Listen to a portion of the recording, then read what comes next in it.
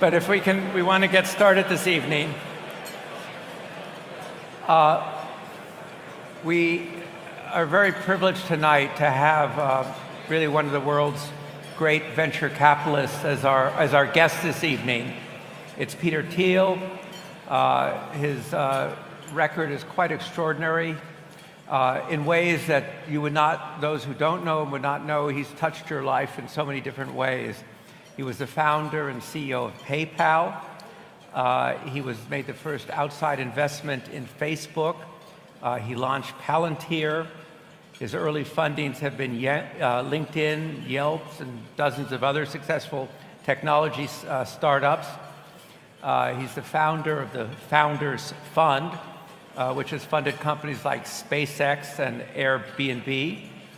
He started the Thiel Fellowship, which ignited a national debate by encouraging young people to put off going to university to instead to do startups. His Thiel Foundation tries to look at advanced technologies. And I should also mention that he is the author of a book called 0 to 1, Notes on Startups, or How to Build the Future, which became a New York Times bestseller. And as an author, I've learned to always hold up the book, so I'm doing that this evening. But he's here tonight because he's also very interested in energy and in all forms of energy. So I think he's also found being at CERAWeek quite interesting from his point of view. Have you enjoyed your discussions here? It's been a phenomenal group you assembled here, Dan, so really impressive. Right, well, really impressive group of people. So I thought we would start off maybe by talking about one of your great disappointments, which was having gone to Stanford Law School, having clerked for federal judges, but not quite getting the top thing, which was a Supreme Court clerkship. So maybe you can talk about that. Well, you know, I was always tracked in this hyper-competitive way. You know, already in 8th grade, one of my friends wrote in my junior high school yearbook, in 4 years you're going to go to Stanford. 4 years later, I got into Stanford, and then I went to Stanford Law School. And then sort of at the final credential at the end of this sort of hyper-competitive process is to try to get a U.S. Supreme Court clerkship. I got interviews with 2 justices. They normally interview 8 people and select 4 as clerks. And I missed it with both, and it felt like it was the absolute end of the world. And sort of the way I always describe it is I had sort of a rolling quarter-life crisis as I came to question the... So not midlife, quarter-life, right. Quarter-life crisis, as I came to question the value of all the things that I'd been competing on. I ended up at a big law firm in Manhattan, and it was one of these places where from the outside everybody wanted to get in, on the inside everybody wanted to get out. When I left after 7 months and 3 days, one how many hours? I don't quite calculate that, but one of the people down the hall from me said, you know, it's amazing to know that it's possible to escape from Alcatraz, and actually all you had to do was go out the front door, not come back. But psychologically, so much of people's identity gets wrapped up in the competitions and the way you win. And I think this is especially true for people who are relatively talented. It ends up being these sort of very academic competitions. And the thing about competition that's good is it does make you better at that which you're competing on. So you become, if you're a high school swim team, you get to be a better swimmer. But then the downside with excessive competition is that it often makes you lose sight of the larger picture, of the whole, of other things that you might be good at doing. And so I've come, the sort of the soundbite, one-sentence thesis of the 0 to 1 book is that most business books tell you how to compete more effectively, and mine tells you that you should not compete at all. Right. Well, we'll come back and explain that. So I'm not competing with other business books. Right, exactly. You're not competing with that. That's very... So after... so you then went back to Silicon Valley and started PayPal? And it was in the late 90s, in the tech boom, and it was it's the right time, right place, and this sort of crazy 4-year process from 98 when we started PayPal to 2002 when eBay bought the company.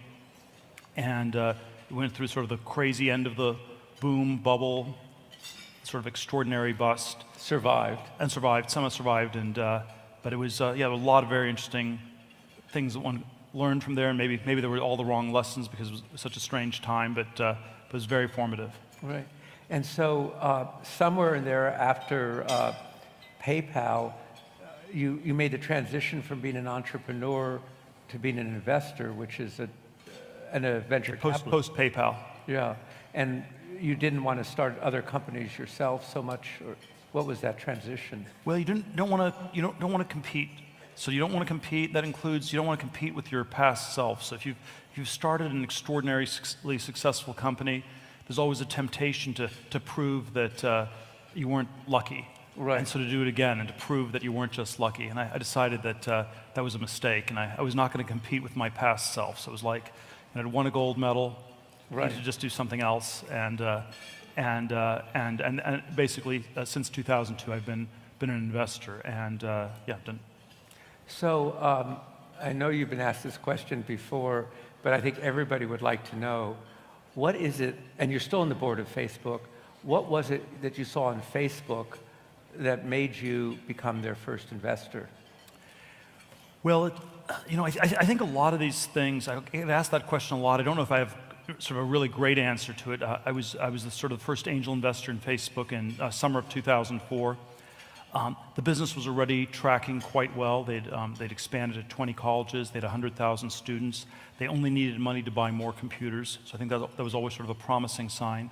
One of my good friends, Reid Hoffman, was a colleague of mine at PayPal, ended up starting LinkedIn. And he'd had this theory for years that there was going to be this social networking or something like that on the internet. He'd even started a company in 1997, 7 years before Facebook, called SocialNet. So he had the social networking idea in the name of his company 7 years before the fact. And so in the sort of 2002 to 2004 time period, we just were looking at all these companies and ready to invest. And so when I met Zuckerberg, he was a sort of shy 19-year-old, and it was not like a Shark Tank pitch meeting where it was somehow this perfect pitch. It was just the perfect company. I think you have a perfect pitch when you have a bad company. And good lesson. And sometimes a perfect company doesn't need to have a terribly good pitch. And right. And so we were going to invest no matter what happened, and we did. Did it move faster than you thought it would? It had this sort of exponential growth characteristic, which I think there's sort of this quote that's apocryphally attributed to Einstein that anything that's sort of exponential is the compound interest is the most powerful force in the universe, and so anything that's exponential has this aspect to it that tends to get underestimated. And we'd seen that at PayPal, and certainly Facebook had that in the same way. I think it scaled to scale much bigger than one would have thought at the beginning. So right. So I thought it would sort of cover all college students in the U.S. and that would be a very successful business. And then it turned out that was just sort of the base you had from which you expanded to take over the whole world. Well, in your book, 0 to 1, as I understand, started off as a series of lectures. People made notes. It went viral, and you decided to write a book, which was then a tremendous global bestseller. Can I ask you to give the very short summary of what it means, 0 to 1, and the lessons in that? Well, the sort of the contrast I draw out in the book is going from 0 to 1 is going to being the first to do something new, and I always sort of contrast sort of an x-axis and a y-axis in this book, where the y-axis is 0 to 1, intensive growth, and I sort of describe that as technology, and then the y-axis I describe as sort of horizontal progress, copying things that work, going from 1 to n, and if you want a sort of buzzword for that, it would be globalization. And so I sort of draw this contrast between vertical, intensive progress, doing more with less technology, and horizontal, extensive progress, copying things that work, globalization. And I think that we've lived in a society where for many decades it's been dominated by globalization, by copying things that work. But I think we also need to be doing new things. And some combination of both of these is needed for the future. And so it's sort of an argument for how do you start these innovative technology companies that do new things? How do they actually become successful businesses? And there's sort of a lot of questions around them. But it's sort of anchored on this idea that technology and globalization are these two very different drivers of the future. Right. So we were just talking at the dinner table, and you were kind of ruminating on the fact that you would think that large companies would be where all the great innovation occurs, but it instead occurs with 23-year-olds who are not part of large organizations. And if you've thought about this for about 2 decades now, why do you think that is? Well, the PayPal version of the question that always was asked of us was, we sort of, the initial product was you linked money with email, and the question was, why was this not something that just a bank could do? And it would be a natural thing for a bank to do. They already had a lot of customers, they had an installed base, they had deeper financial resources, longer time horizons, and one of the questions I always got asked was, why couldn't this just be done by a bank? And 18, 19 years ago, I did not have a good answer to that question. I now think, I think you can have innovation in many different contexts. It can happen in small groups of people starting something new. It can happen in big companies. It can happen in nonprofits. It can sometimes even happen in government or the public sector. But I think that one of the reasons big companies don't innovate as much as they should is that the politics inside big companies are always much worse than people realize. And so if you try to do something new, there will be a whole array of people shooting you down, telling you that's a dumb idea, telling you you should not do that in one way or another. And this is hard. It's hard to quantify the sort of political drag coefficient, or whatever you want to call it, of a large company. But I've come to believe that that's the main reason. In theory, there are just always these economies of scale, and bigger is always better. And yet, it still makes sense for people to start new companies all the time. And I think the main reason that you want to start a new company is because the politics inside large companies are such that they will not allow innovation, or they will not properly reward the people who innovate or who do new things. And that's why some sort of a dynamic startup ecosystem is something that I'm always a very big fan of. Well, it's interesting because obviously that's a question, and I mean, innovation and technology probably is a bigger issue, a bigger subject of this week than ever before. So I think a lot of people around this table are thinking about that question, so your answer is a very interesting one to them. Let me go to, just talk a little more about technology. You graduated from Stanford. There was a Silicon Valley then, there's a Silicon Valley now. Has it changed a lot?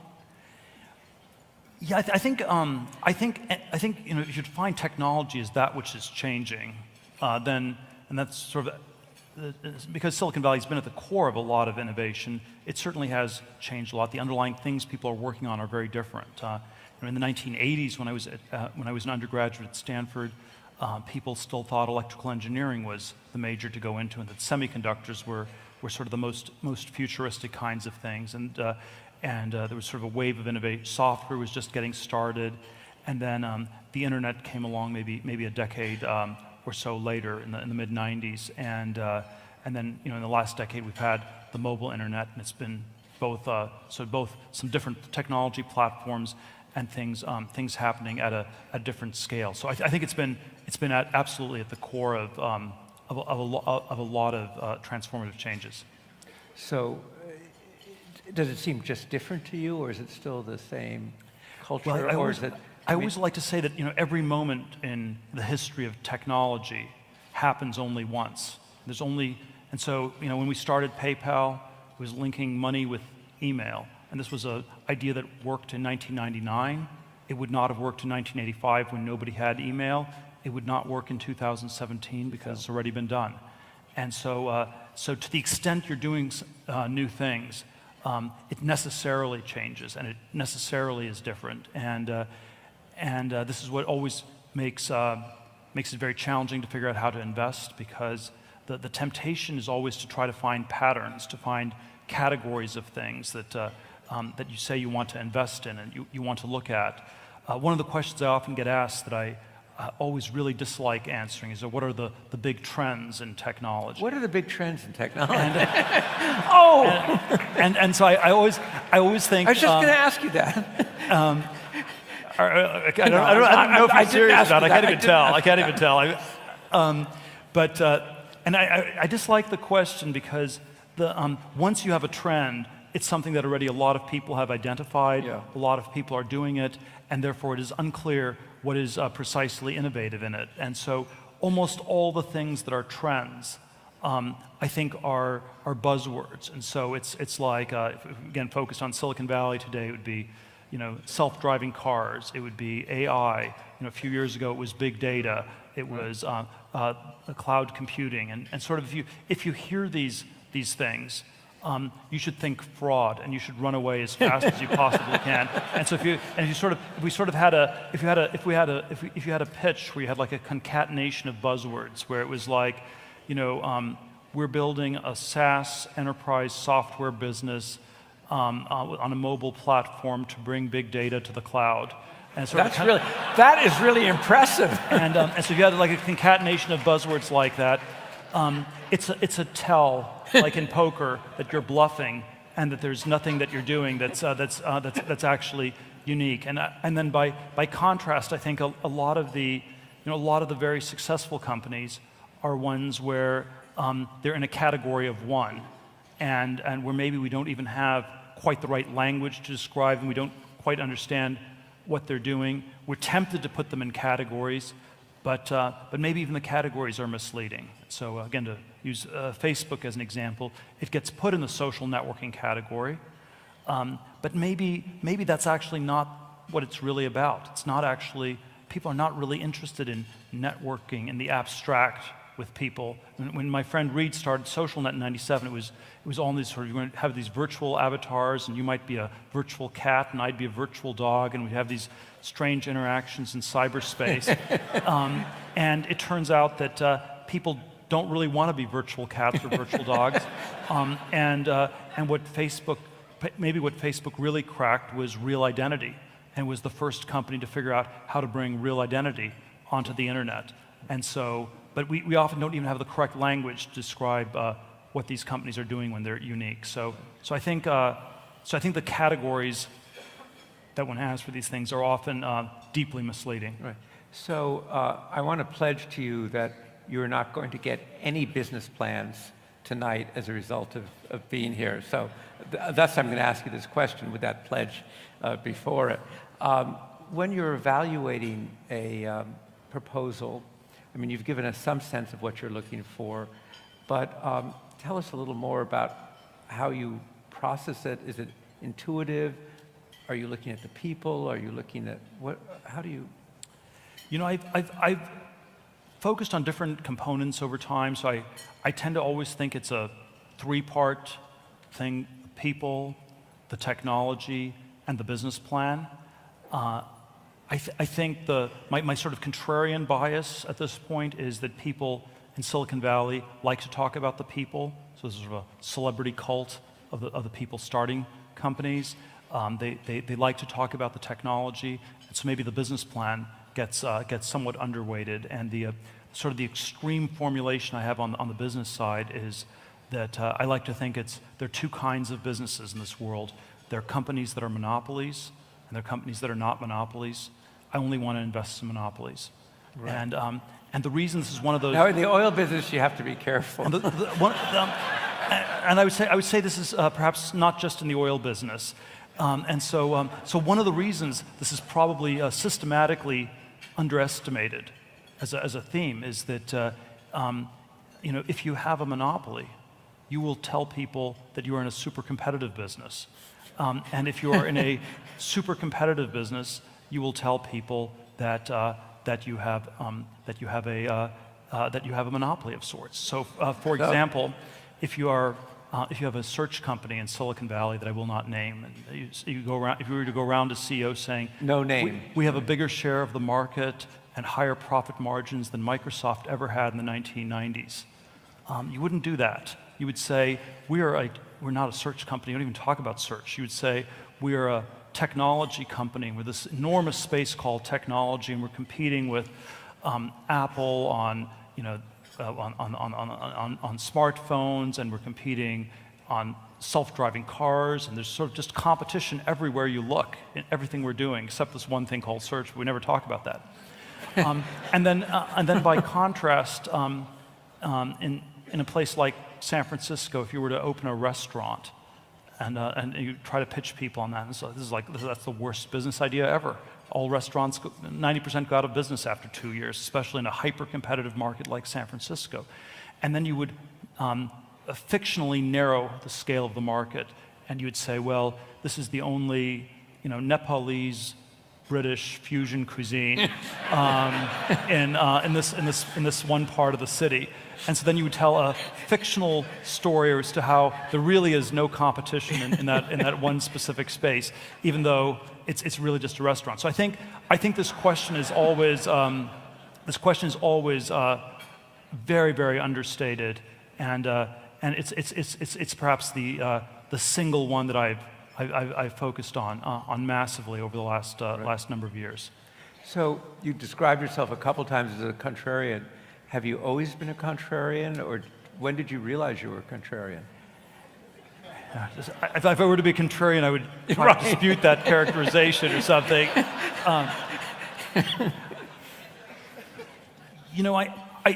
I've always, I always think there is something about the mania of crowds, large groups of people, where people,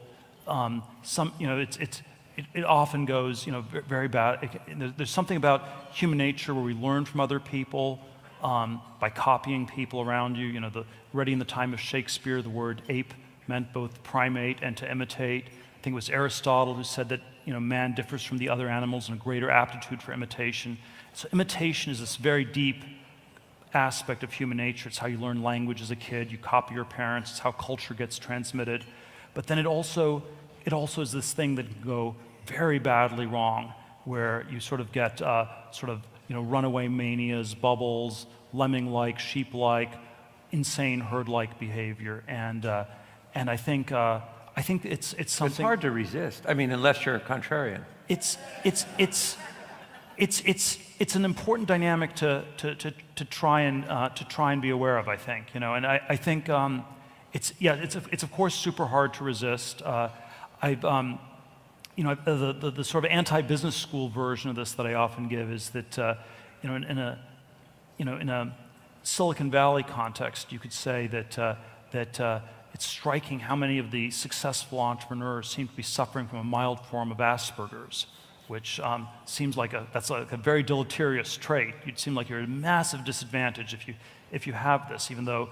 And then if you sort of think of the anti-Asperger's cohort, I always think of it as students who go to business school, and so they're basically people who are extremely extroverted, don't really have any convictions, and then they put themselves in a Wait, sort there of are a few. I'm sorry. I'm not trying to. I'm really not trying to offend anybody here. But they sort of put themselves in this hothouse environment for 2 years, where they talk to a lot of other people who don't know what they're doing, and they're trying to learn from all the other people what they're supposed to do. And they've done these studies at Harvard Business School, where it's sort of systematically the largest part of the cohort always does the wrong thing. So you go to Harvard Business School, and after 2 years, you're convinced to try to catch the last wave. And so, 1989, everybody wanted to work for Michael Milken, 1 or 2 years before he went to jail.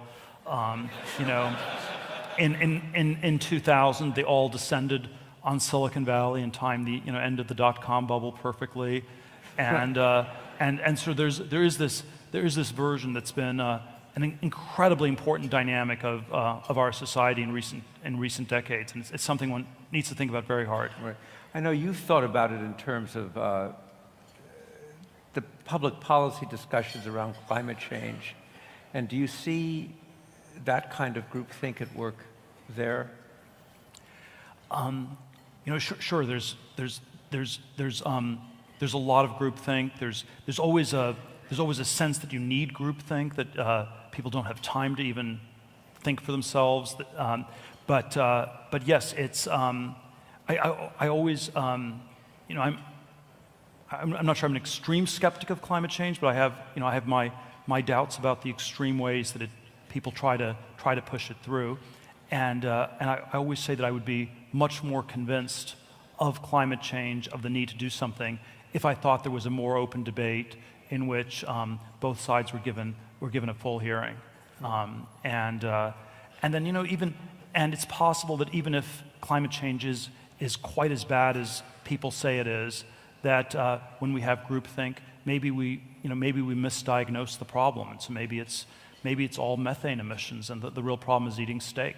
Right. And I suspect that people are processing that. I suspect that's not something that's being investigated properly. Yeah. So. And then, of course, or even more prosaically, it's probably much more of a coal problem than anything else. And right. even on that level, it doesn't seem to get adequately processed. So yes, I think we have a lot of shortcuts. It's one of the things you have to have if you're in an advanced technological civilization. We can't live in a world where everybody masters everything. You can't think for yourself. You can't think everything through from first principles. We don't have time to do it.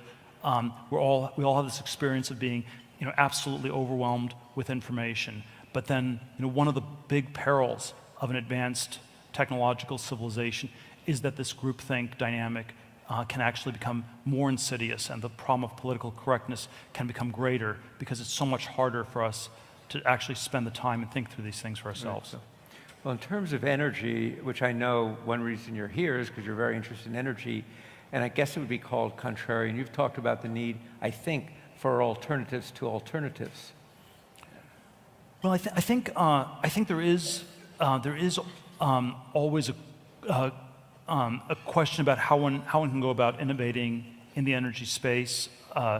There was obviously this clean tech bubble that went very catastrophically wrong in Silicon Valley from about 2005 to 2008, and then at the same time there's this very interesting question how one goes about innovating in all these different fields.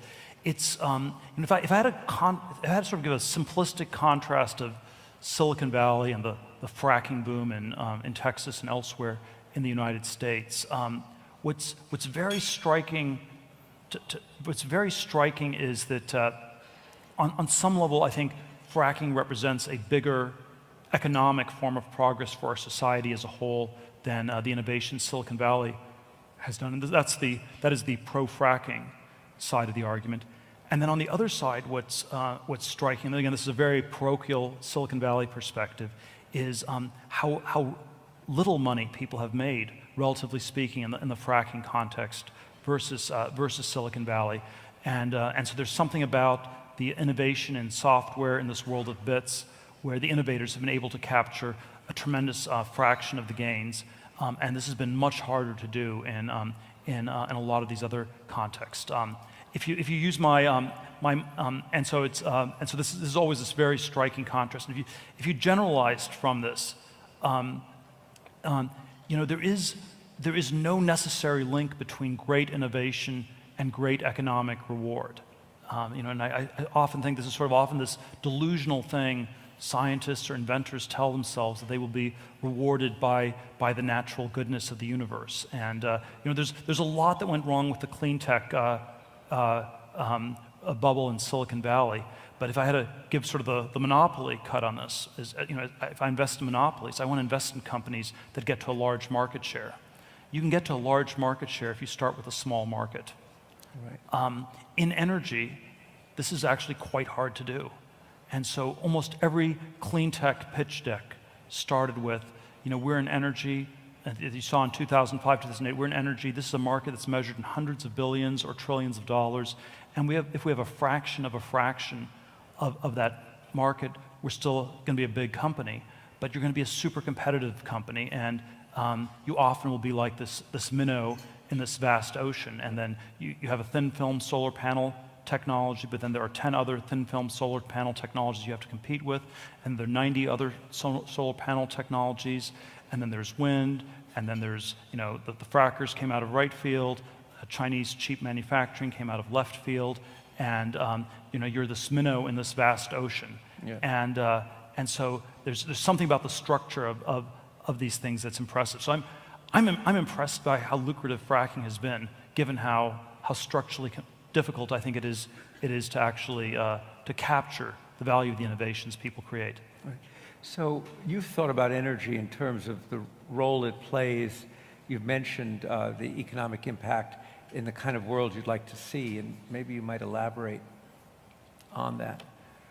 Well, I do think one of the sort of the basic definitions of technological progress I always give is doing more with less, and so in an energy context, it is this critically important question of how we get to cheaper energy sources in the future. And so I think I would define innovation energy as getting to cheaper, hopefully cleaner energy sources in the years and decades ahead, and that's how one would go about trying to measure it. And I think it is such a large part of our overall economy that if we're able to do this, then our society will progress and we'll be better off.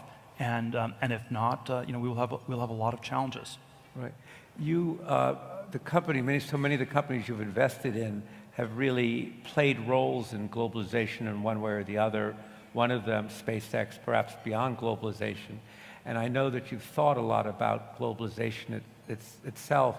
Do you think there's even a consistent definition of what globalization is? Well, it's a buzzword, so you have to be a little bit skeptical of it, although there's a certain aspect of it where you know it when you see it.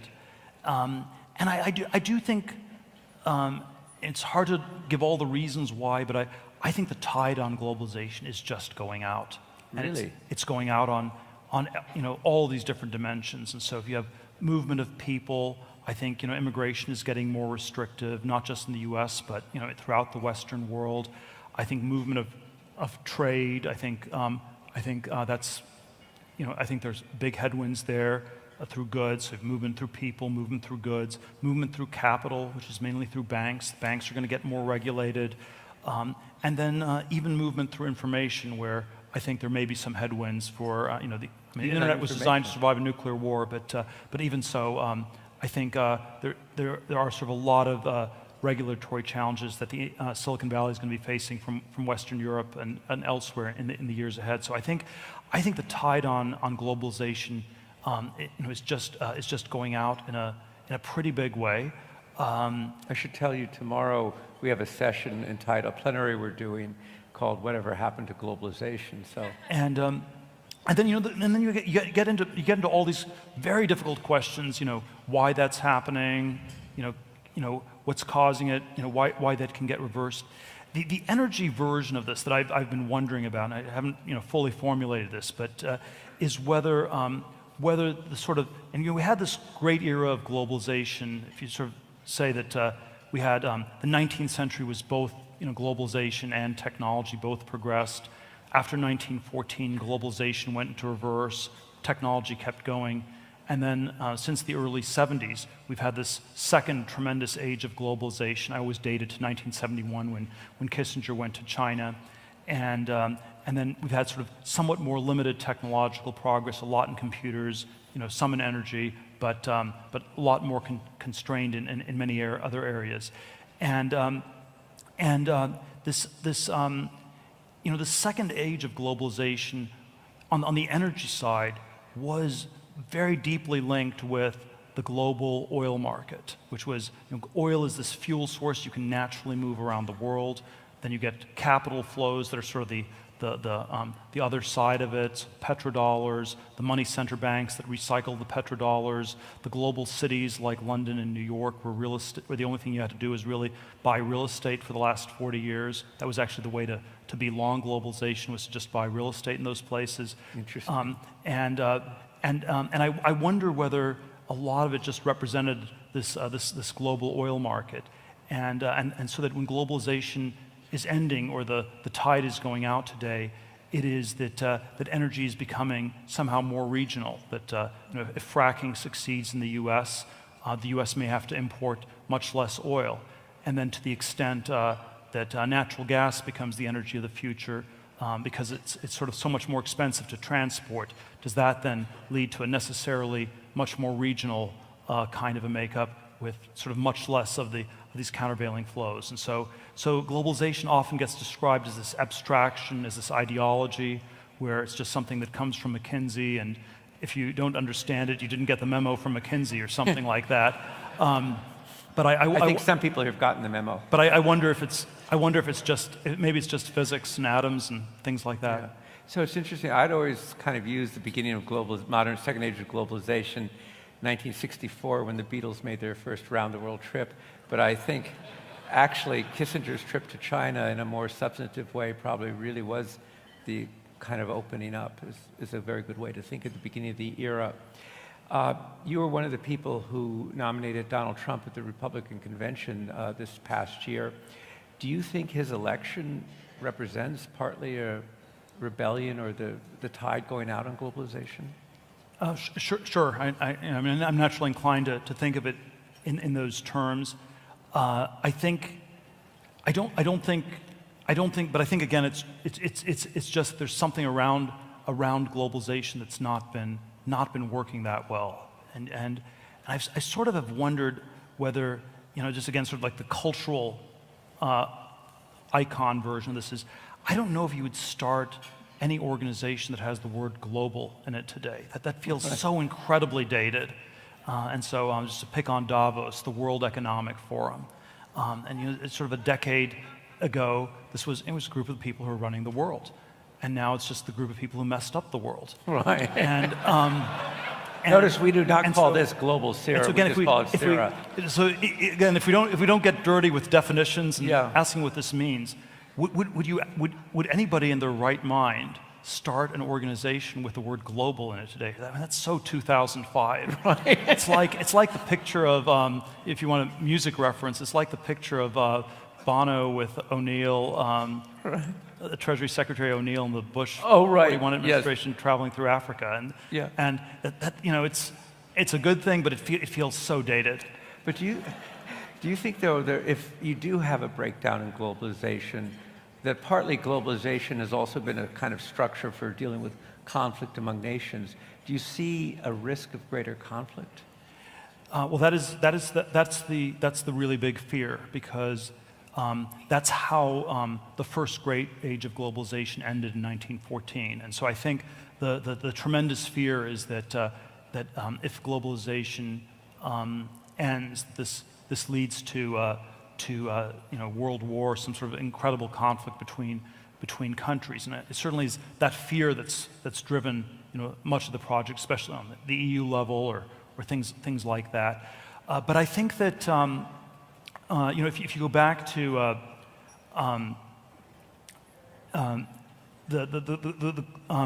but the question is really whether there's a book that I once taught a class at Stanford where I taught about all these historical books about the future and sort of these predictions people made, and they were all sort of spectacularly wrong, but they were wrong in very interesting ways. And there's one book from 1911 by Norman Angell called The Great Illusion. It was this bestseller in 1911. The Great Illusion was that there could be a world war. And the core argument that Norman Angell made was that there could be no great war anymore because the world was so interconnected through trade and finance and capital flows, and this was sort of keeping the peace. And what's quite scary about the Norman Angell book is if you read it today, it's completely undated. It sounds like something people could write in some McKinsey report today. Right. But I think the question, that we need to ask a lot harder is, has globalization happening in a good way or a bad way? And maybe there was something unbalanced about the globalization of the late 19th, early 20th century, and maybe there's been something very unbalanced about the globalization. And if you looked at the unbalance today, would it be in terms of the effects on working people, or what would you? Yeah, well, you could say that there's, if you had split into three categories, we could say there's good globalization, bad globalization, and no globalization. And then there's always a sort of World War I argument that the alternative to globalization is catastrophic. Right. So therefore, we have to assume that all globalization is good, and we don't ask any questions about it. But if you can have both good and bad forms of globalization, and if you don't ask questions, chances are that a lot of it ends up being more bad than good. And so the kinds of things that might be bad are, does it lead to increased inequality? Does it lead to speculative bubbles of one sort or another? I wonder whether a lot of the bubbles have involved fictional stories of globalization, like the internet bubble in the 90s, the Japan bubble, where Japan was going to take over the whole world in the 1980s. So sort of there's an argument, every single bubble has involved a bad story of globalization. So does it lead to a more bubble-prone world? Does it lead to an unequal world? And then you can say North Korea is an autarkic country, but you could also say that it's a badly globalized country where it sort of, it exports counterfeit $100 bills and heroin and nuclear weapons materials, and it imports British Scotch and German BMWs and Swedish prostitutes. Right. And that's like a bad form of globalization, and we want to be able to say that that's not the way globalization is supposed to happen. But I guess, and when we don't say that, we don't ask enough critical questions. And then the question becomes, how much is like North Korea? Right. But of course, what you've been so involved with, Silicon Valley, and you don't roll back the technology, the communications technology and information technology. Yeah, but I think people in Silicon Valley are too complacent about that. So certainly, Silicon Valley has not been able to sell its businesses in China, and so there's a great firewall around China, and then there's a technological determinism story you can tell where this is just the future, and China will eventually buckle under and cave and adopt all of these things. But then you might wonder, maybe this doesn't happen at all. And maybe it's possible for the internet to actually fragment and not to have this sort of historical necessity to it. Right. So there's always, there are many things that I'm uncomfortable with about this, deglobalization that's happening. But I think there are a lot of different pieces. There's this Jim Cramer a line from CNBC, the CNBC guy, the sort of the crazy Tourette's person on CNBC, and it's that there's always a bull market somewhere. You just need to find it, and one of the thoughts one of my colleagues has had for a while, and I'm starting to think maybe right, is that one of the places we're having a bull market is we're now in a bull market in politics, and this is, I'm not sure this is a good thing, but it is a fact that maybe politics is becoming more important, it's becoming more intense. Right. The range of outcomes is becoming greater, and that we're in a world in which there is a bull market in politics that's getting started. Well, let me ask you one last question. At reading 0 to 1, I wondered if there are certain really broadly held beliefs that kind of resonate with you and guide your actions as you look at the world. Oh, that's like a tough question for me to answer. I'm better at answering the opposite question. Nobly. No, you always. I mean, look, most of the time, most common sense beliefs are right. You want to be contrarian and right. You don't want to be contrarian for its own sake. And most of the time, the common sense beliefs are right. There often are. You always ask, what are things that everybody believes? And there may be all sorts of things that people believe but aren't quite articulated. And sort of a macroeconomic one that I would say is just a widespread truth is that we live in this strange world of 0% interest rates. And you could say that that's the consensus, that this is somehow, we don't get a lot of inflation even with 0% interest rates.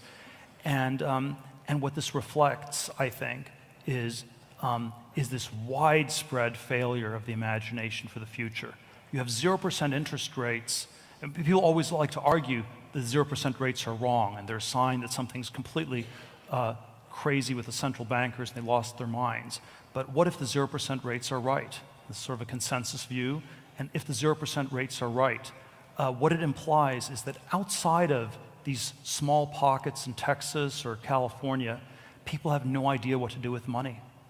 And if you get to places that are as screwed up as Western Europe, they'd be happy to get negative interest rates. They are that clueless as to what to do with their money. And so I think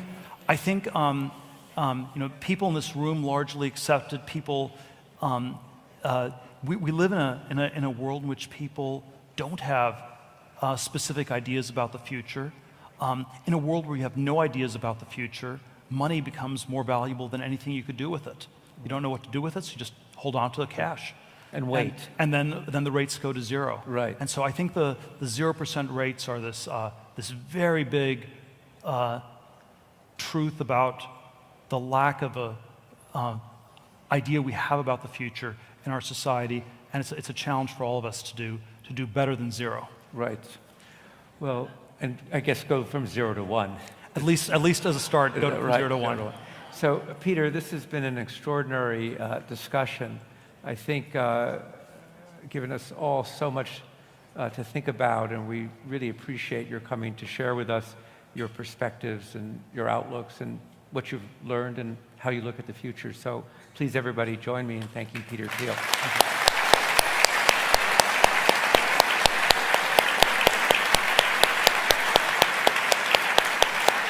Thank you. See you all tomorrow morning. Thank you.